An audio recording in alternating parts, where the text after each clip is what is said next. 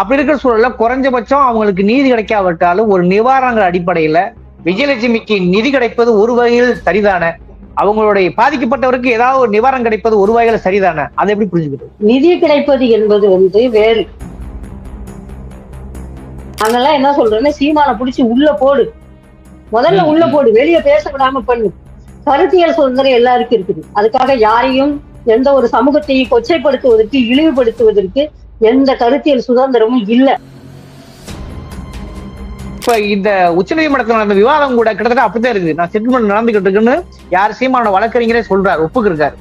அன்னைக்கு இரவே பாத்தீங்கன்னா செட்டில்மெண்ட் செய்யப்பட்டதாக தகவலும் வெளிவருகிறது. சீமானும் அதை உறுதிப்படுத்துற மாதிரியா அது தீர்ப்பல்ல, தீர்க்கப்பட்டு விட்டது அப்படின்னு சொல்றாரு இல்லையா? பொது வெளியில இல்லை, இது புரியலையே. என்னை பின்பற்றவங்க தான் பேச சொன்னாங்க. இதை முன்னாடியே நீ பேசியிருக்கணும்ன்றாங்க. சொல்லுங்கப்பா, என் தங்கச்சிகள்கிட்ட பேட்டி எடுக்க சொல்லுவாங்க. இது எப்பவோ நீ பேசி முடிச்சிருக்கணும்னு.